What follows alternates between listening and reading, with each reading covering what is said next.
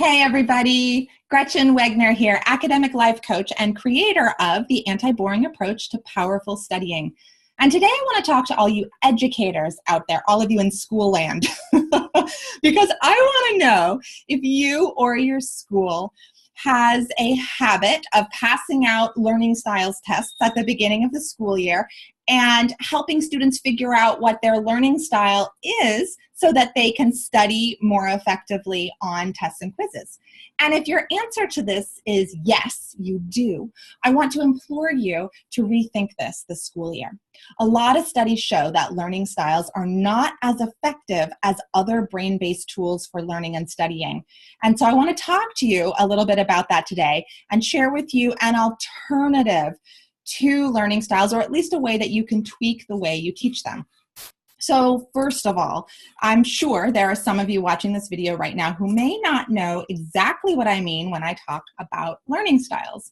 So there are lots of different ways to help people figure out what I like to call learning preferences are. One of them is the VAK, visual, auditory, and kinesthetic. All learners, this theory says, can be broken down to either primarily learning auditorily, primarily visually, and primarily kinesthetically, like moving their bodies.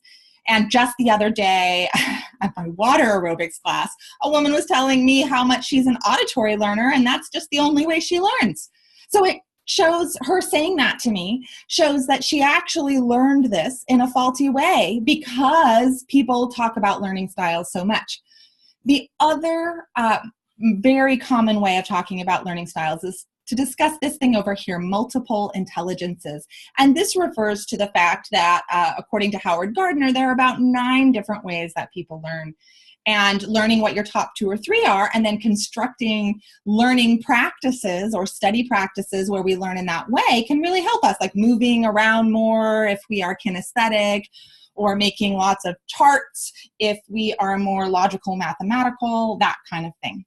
So these are very common. I taught them when I was a teacher. I even do like to talk about them with my clients now. However, we have to be careful about the way we talk about them, because learning styles can backfire if students then think that the only way that they need to learn is by focusing on their preferences. Like that woman in water aerobics. I'm an auditory learner. That's the only way I can really learn. That is not true. It is simply your preference for learning.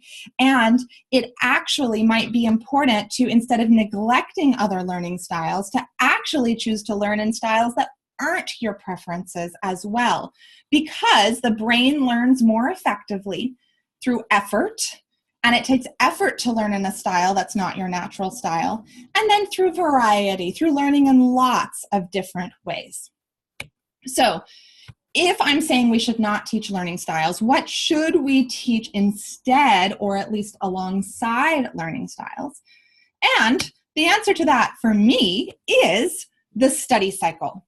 And the study cycle is the way that I have taken all of the brain research that I have kind of consumed and focused it into a very simple model for students. It has 3 steps in it right here. And then, though, it has lots of different tools that can be mapped onto those 3 steps once you've learned them.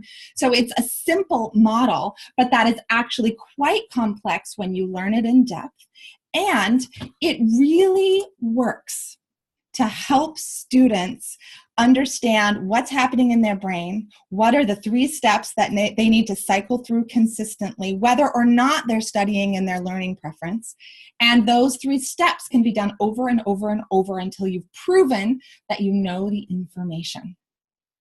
I am such a believer in the study cycle that I am making it widely available to educators for free. I have a free online class that is an email-based class. You can also just work through it in a self-study capacity. I also am doing some free live master classes coming up. And I would love to encourage you to share this as widely as possible with as many people, because I really would love to see this be the year that students become more confident learners because they have a simple, concrete model here's another picture of the study cycle again, that they know how to apply, that they get a lot of practice in because lots of their teachers, not just one or two, but lots of their teachers understand this process and have it woven it through their curriculum. So please sign up for this absolutely free class. And if you have any questions, you can always email me at Gretchen@GretchenWegner.com. Thanks for listening, y'all.